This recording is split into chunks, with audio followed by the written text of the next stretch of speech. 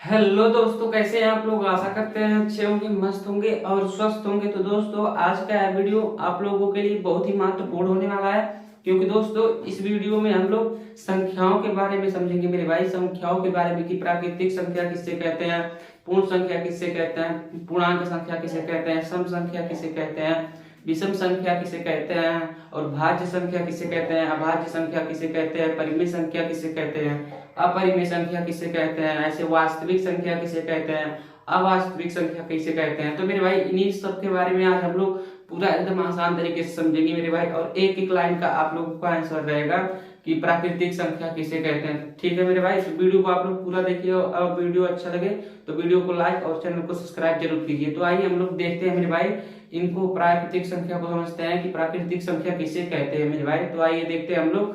ठीक है, तो देखिए मेरे भाई, जैसे देखिए यह है प्राकृतिक संख्या और पूर्ण संख्या, पूर्णांक, सम संख्या, विषम संख्या, भाज्य संख्या, अभाज्य संख्या, ऐसे परिमेय संख्या, अपरिमेय संख्या, वास्तविक संख्या और अवास्तविक संख्या। ठीक है मेरे भाई, देखिए हम लोग पहले प्राकृतिक संख्या को सीखेंगे। तो देखिए मेरे भाई, यहाँ पे वे संख्याएं, देखिए परिभाषा समझिए, वे संख्याएं जो एक से लेकर अनंत तक जाती हैं, मतलब एक से शुरू होकर अनंत तक जाती है। जैसे मेरे भाई 1 2 3 4 5 6 7, यही गिनती जो है गिनते हैं 1 2 3 4 5 6 7, यही मेरे भाई प्राकृतिक संख्या है। यानी कहने का मतलब है कि वे संख्याएं जो एक से शुरू होकर मतलब एक से लेकर अनंत तक जाती हैं, वही मेरे भाई प्राकृतिक संख्या कहलाती हैं। जैसे देखिए यहाँ पे उदाहरण 1 2 3 4 5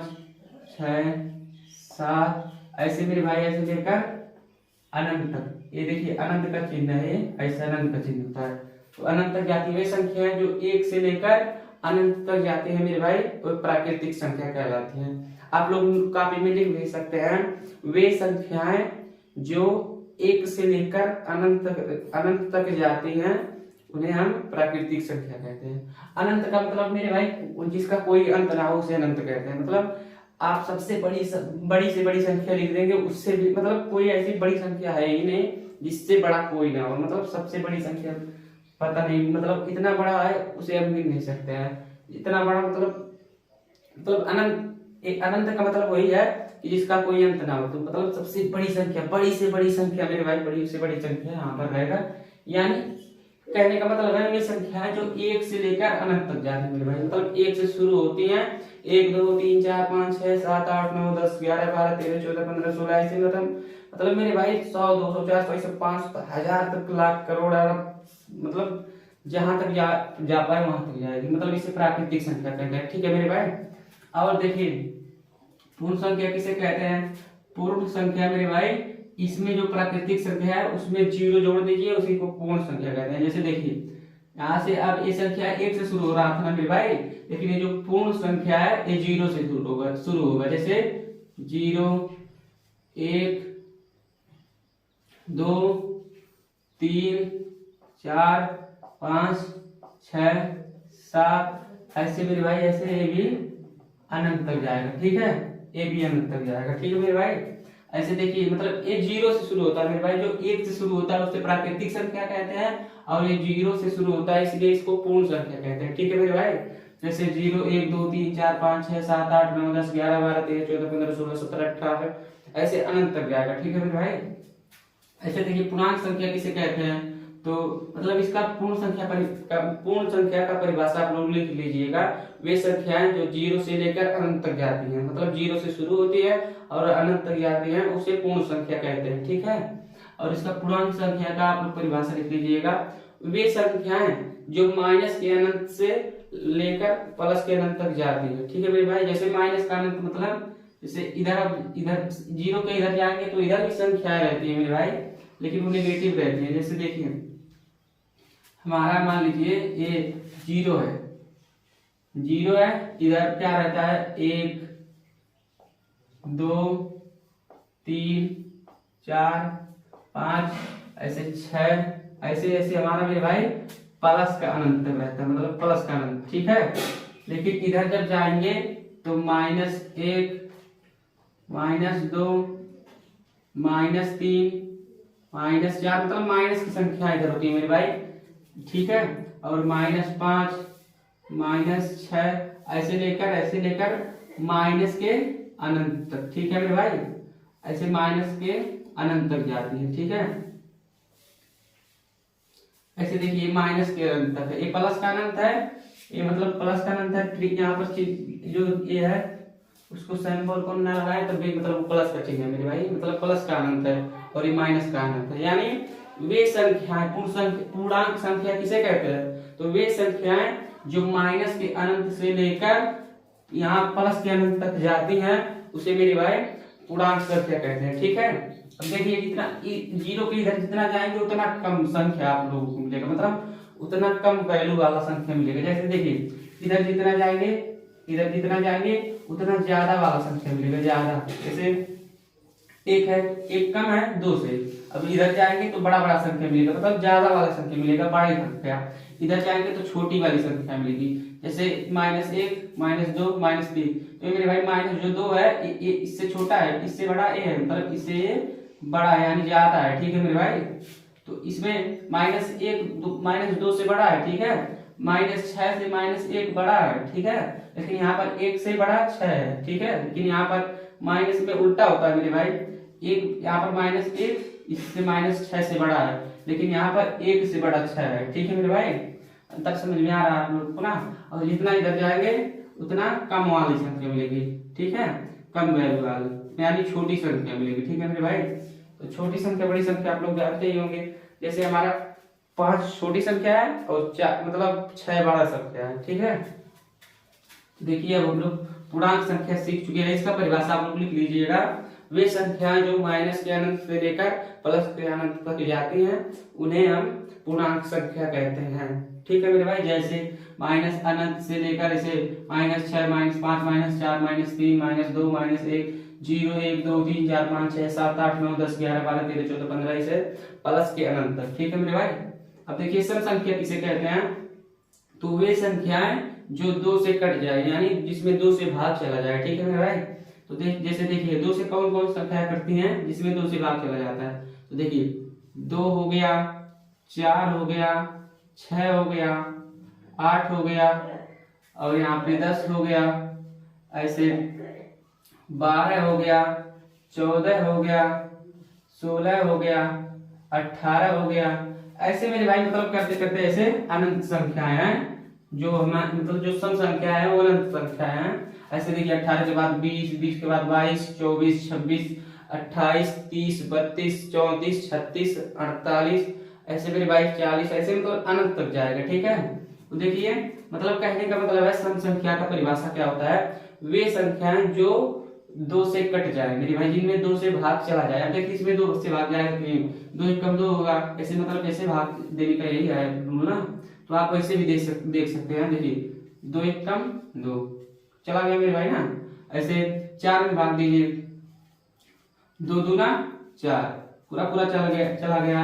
और यहाँ पर अब 6 में या 8 में भाग दीजिए तो 2 2 3 6 यानी जिसमें 8 से भाग चला जाए यानी जो 2 से कट जाए वे मेरे भाई क्या होती है, सम संख्या उसे कहते हैं, सम संख्या कहते हैं।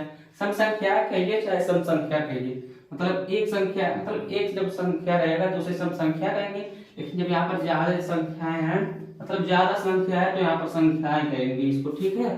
तो सम संख्या वे संख्या होती हैं जो 2 से विभाजित हो जाए यानी जो 2 से कट जाए, ठीक है। या ऐसे कह सकते हैं सम संख्याएं वो वे होती हैं जिनमें हम 2 से भाग दे सके, ठीक है। इनमें सभी में 2 से भाग चला जाएगा, ठीक है मेरे भाई। लेकिन अगर आपको कह दिया जाए अभी यहाँ पर 13 में भाग दीजिए तो 13 में पूरा नहीं जाएगा। ऐसे आप लोग कह दीजिए अभी 7 में भाग देने के लिए 2 से, तो 7 में पूरा भाग नहीं जाएगा मेरे भाई। ऐसे अगर आपसे कह दिया जाए 5 में भाग देने के लिए 2 से, तो भाग दीजिए 2 3 6 एक हमारा शेषफल बच गया, पूरा नहीं कटा मेरे भाई। ऐसे 2 से 5 में भाग दीजिए तो 2 दूना 4, तो यहाँ पर मेरे भाई कहाँ पूरा नहीं कटाना, एक यहाँ पर हासिल हो गया। ऐसे 2 से भाग दीजिए यहाँ 9 में तो 2 चौक 8, यहाँ पर मेरे भाई एक बच गया यानी पूरा नहीं कटा। तो कहने का मतलब वही है मेरे भाई, कहने का मतलब यही है मेरे भाई कि जिसमें 2 से भाग चला जाए, जिन संख्याओं में 2 से भाग चला जाए उसे हम सम संख्या कहते हैं। जैसे इसमें देखिए यहाँ पर 2 4 6 8 10 12 14 16 18 ऐसे 20 22 24 26 28 30 ऐसे में भाई अनंत तक जाएगा। ठीक है।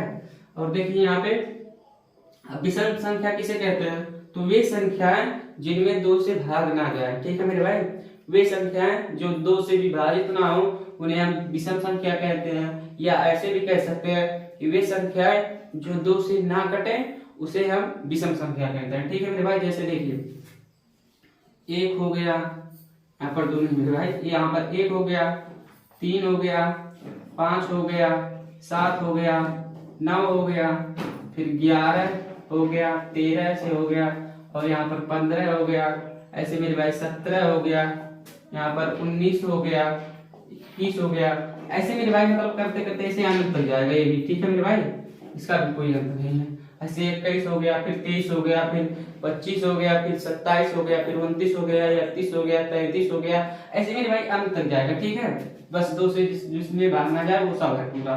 ठीक है, तो देखिए कहने का मतलब यही है कि विषम संख्याएं वे होती हैं जिनमें 2 से भाग ना जाए, यानी वे संख्याएं जिनमें 2 से भाग ना जाए, यानी वो संख्याएं जिनमें 2 से भाग ना जाए उसे हम विषम संख्या कहते हैं। ये जो 2 से ना कटे। ठीक है मेरे भाई, ऐसे भी कह सकते हैं वे संख्या जो 2 से ना कटे उसे हम विषम संख्या कहते हैं। तो देखिए ये 2 से नहीं कटेगी, इसमें से कोई भी संख्या 2 से नहीं कटेगा मेरे भाई। जैसे आप ले सकते हैं, यहाँ पे देखिए 9 ले लीजिए, 9 तो हम पिछली बार उदाहरण लिए हैं, कोई भी संख्या ले लीजिए, 9 ही ले लीजिए।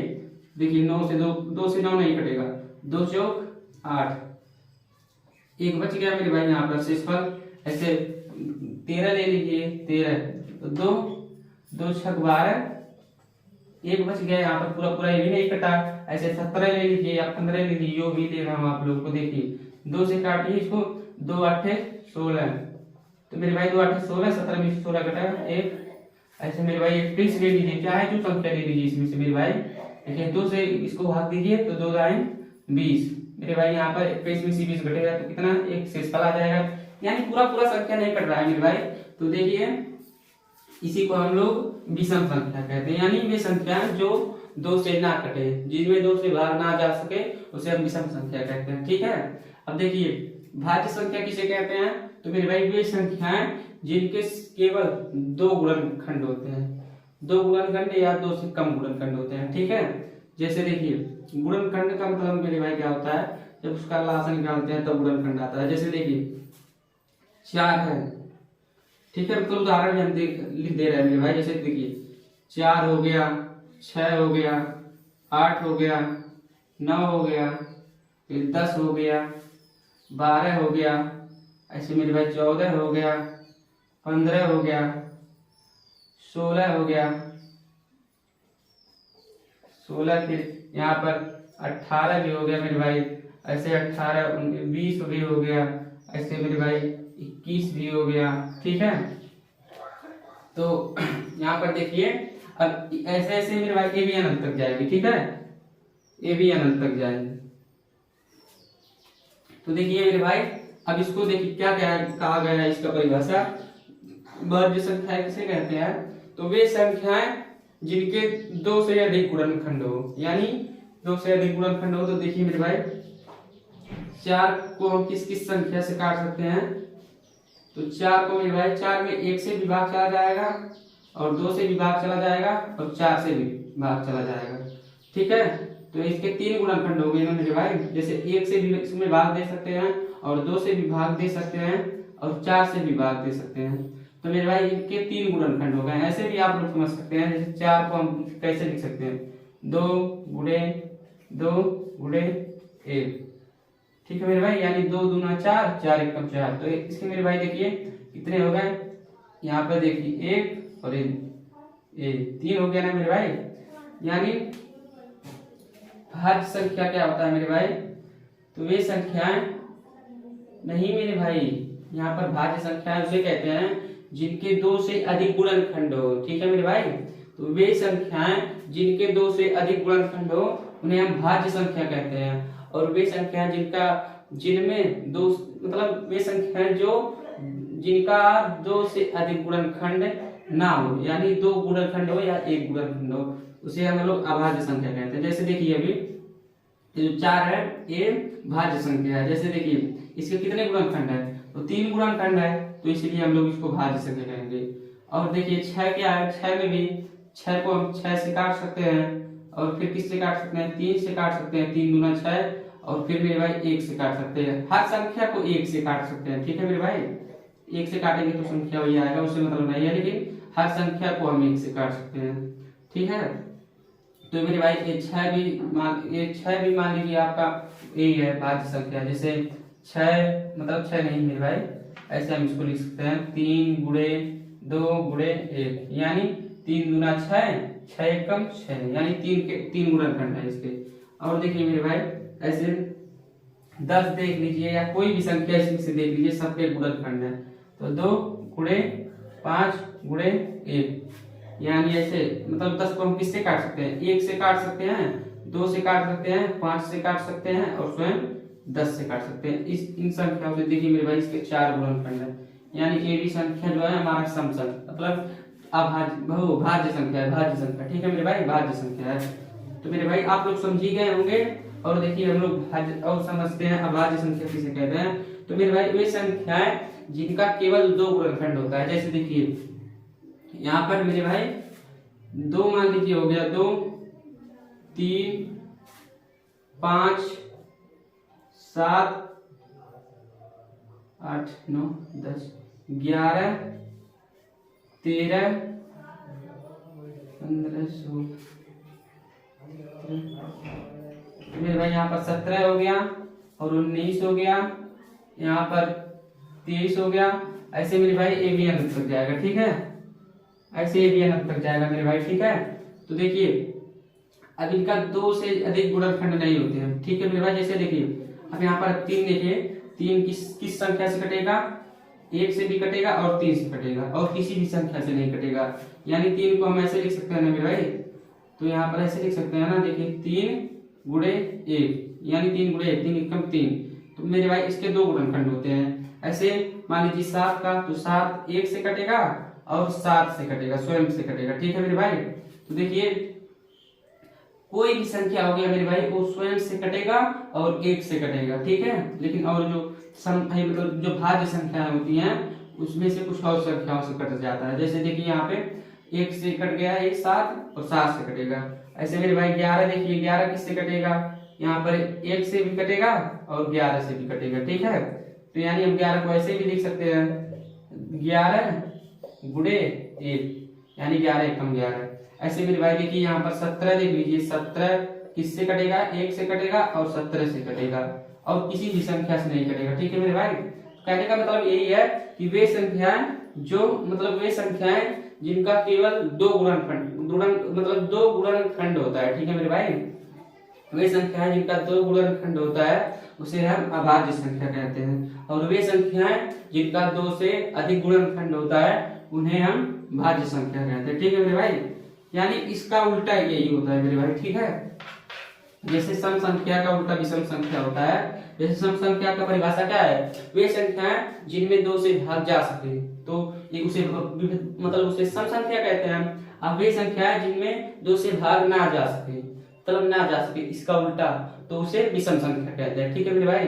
यानी वे संख्याएं जो 2 से कट जाए उसे सम संख्या कहते हैं, और वे संख्याएं जो 2 से ना कटे उसे विषम संख्या कहते हैं, ठीक है मेरे भाई। उदाहरण के लिए आप देख सकते हैं ये सब 2 से कटेगा तो इसको सम संख्या कहते हैं, और इनमें से कोई भी संख्या 2 से नहीं कटेगी तो इसे विषम संख्या कहते हैं। और इसे भाज्य संख्या है, वे संख्याएं जिनमें 2 से अधिक गुणनखंड होते हैं। वे संख्याएं जिनका 2 से अधिक गुणनखंड होता है उसे हम लोग भाज्य संख्या कहते हैं, और वे संख्याएं जिनका 2 से अधिक गुणनखंड नहीं होता है मेरे भाई उसे हम अभाज्य संख्या कहते हैं, ठीक है। उदाहरण के लिए आप लोग देख सकते हैं, जैसे देखिए इसका 4 का 2 से अधिक गुणनखंड है, 6 का भी 2 से अधिक गुणनखंड है, ऐसे 8 का, 9 का, 10 का, 12 का, 14 का, और यहाँ पर 15 का। ऐसे मेरे भाई इन संख्याओं का 2 से अधिक गुणनखंड है, इसलिए इसको भाज्य संख्या कहते हैं। और मेरे भाई इनको देखिए, इनके केवल सिर्फ 2 गुणनखंड है, केवल 2 गुणनखंड है मेरे भाई, ठीक है। तो इनके 2 गुणनखंड है, इसलिए इसको हम लोग अभाज्य संख्या कहते हैं। अब देखिए परिमेय संख्या किसे कहते हैं मेरे भाई, तो परिमेय संख्या वे संख्या जिसे p बट्टा q के रूप में लिख सकते हैं, p बट्टा q के रूप में लिख सकते हैं, ठीक है। और यहाँ पे मेरे भाई जो क्यू है वो जीरो ना हो, ठीक है, यानी जीरो ना हो, ठीक है मेरे भाई। अगर जीरो हो गया तो परिमेय संख्या नहीं मान जाएगा, मतलब वो माना नहीं जाएगा, ठीक है मेरे भाई।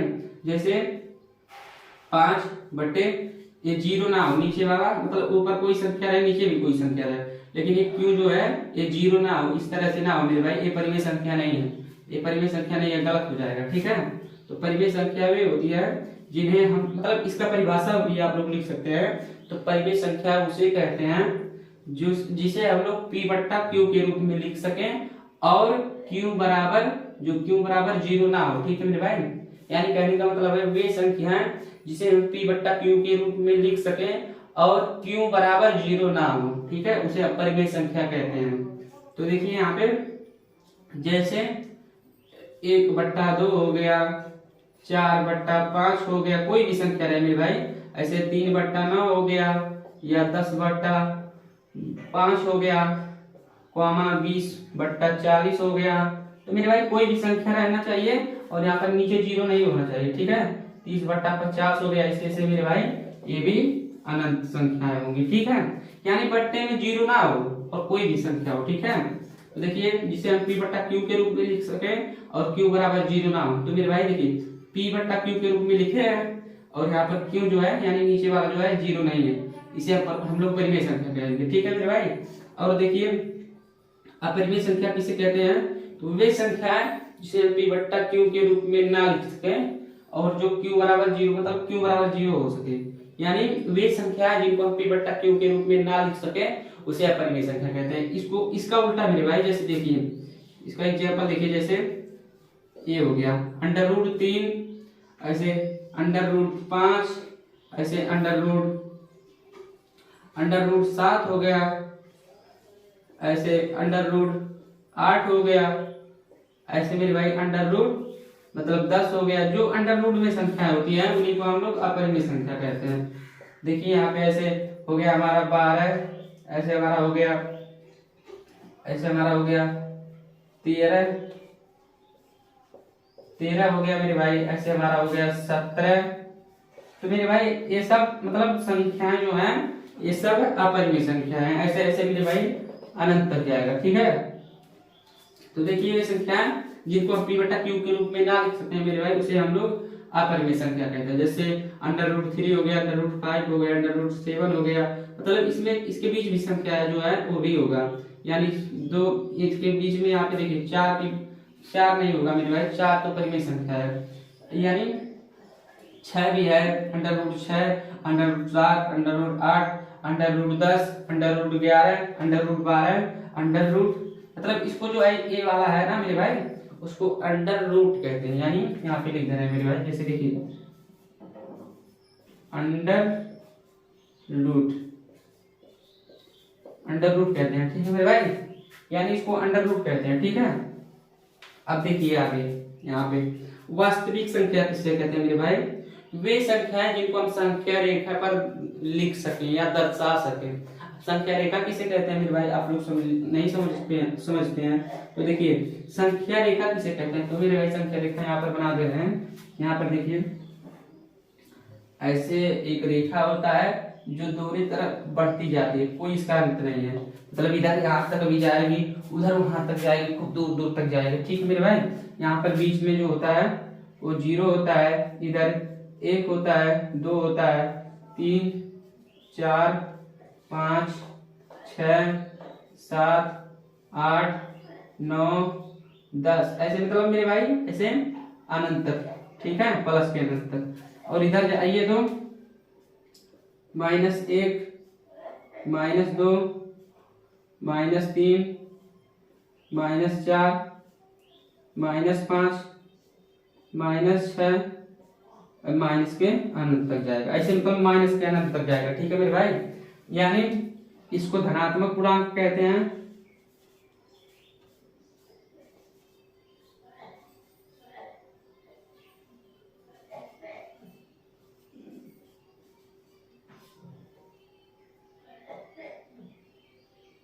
इसको मेरे भाई क्या कहते हैं, इसको धनात्मक पूर्णांक कहते हैं। और इसको यहाँ पर मेरे भाई उल्टा हो गया, यहाँ पर देखिए इसको इधर वाले को ऋणात्मक पूर्णांक कहते हैं।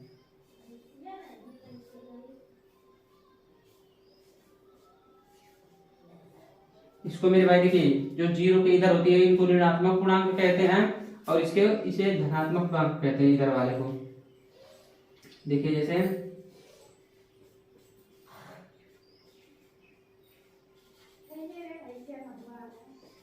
इसे हम लोग धनात्मक पूर्णांक कहते हैं। ठीक है मेरे भाई, यानी जो जीरो के इधर होती है माइनस की संख्या उसे ऋणात्मक पूर्णांक कहते हैं, यानी निगेटिव नंबर कहते हैं। और देखिए इधर जो है उन्हें धनात्मक पूर्णांक यानी पॉजिटिव संख्या कहते हैं। ठीक है, तो मेरे भाई आप लोग संख्या रेखा समझ ही गए होंगे। तो मेरे भाई वास्तविक संख्या उसे कहते हैं जिन्हें हम लोग संख्या रेखा पर दर्शा सकें, जैसे 1/2, 4/5, ऐसे माइनस की संख्या ले लीजिए। तो मेरे भाई देखिए यहाँ पे इसको हम लोग जैसे यहाँ पर देखिए यहाँ पे इसको हम लोग मतलब इधर ऋणात्मक पूर्णांक कहते हैं और इधर धनात्मक पूर्णांक कहते हैं। और जो जीरो होता है वो मेरे भाई यहाँ पे ये मतलब बीच वाला होता है, एकदम बीच में। ठीक है मेरे भाई, तो देखिए यहाँ पे अगली संख्या क्या होगी।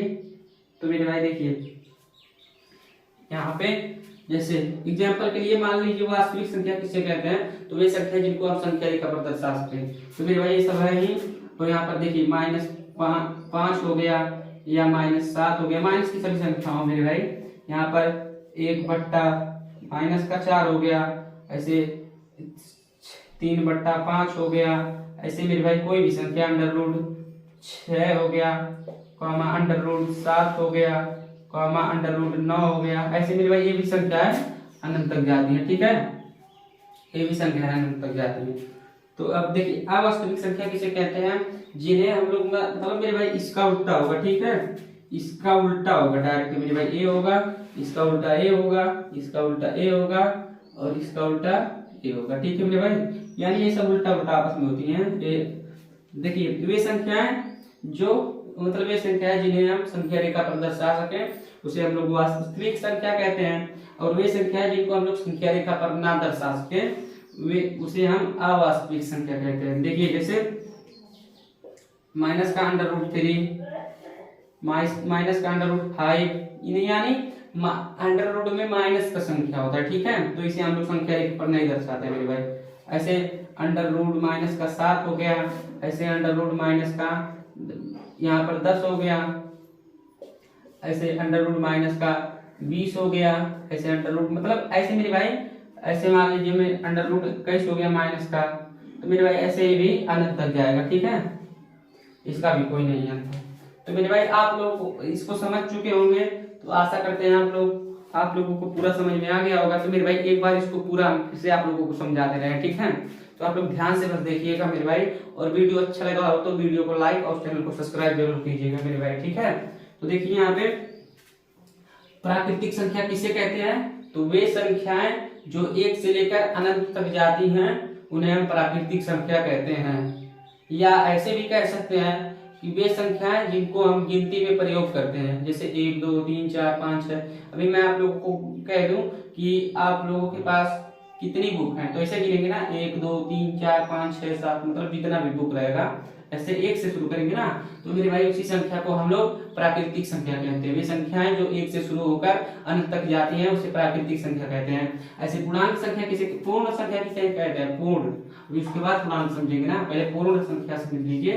तो वे संख्या जो 0 से लेकर अनंत तक जाती है, यानी जो प्राकृतिक संख्या होती है उनमें 0 हम बढ़ा देते हैं तो उसे पूर्ण संख्या कहते हैं। ठीक है मेरे भाई, तो वे संख्या, इसको पूर्णांक संख्या कैसे कहते हैं, तो पूर्णांक संख्या वे संख्याएं जो माइनस से लेकर प्लस के अंत तक जाती हैं उसे हम लोग पूर्णांक संख्या कहते हैं। ऐसे हमारा सम संख्या क्या है मेरे भाई, तो वे संख्याएं जो 2 से कट जाती हैं, यानी जो 2 से विभाजित हो जाती है उन्हें हम लोग सम संख्या कहते हैं। ठीक है, और विषम संख्या किसे कहते हैं, तो वे संख्याएं जो 2 से ना विभाजित हो, यानी जो 2 से ना कटे, इसका सेम उल्टा। ठीक है मेरे भाई, तो उस संख्या को विषम संख्या कहते हैं। ऐसे भाज्य संख्या किसे कहते हैं, वे संख्याएं जिनके 2 से अधिक गुणनखंड हो उसे हम लोग भाज्य संख्या कहते हैं। और जस्ट इसका उल्टा ये होगा कि वे संख्याएं जिनका 2 से अधिक गुणनखंड ना हो उसे हम लोग अभाज्य संख्या कहते हैं। जैसे एग्जांपल के लिए आप लोग देख सकते हैं ऐसे परिमेय संख्या किसे कहते हैं? वे संख्याएं जिसे हम p बट्टा q के रूप में लिख सके और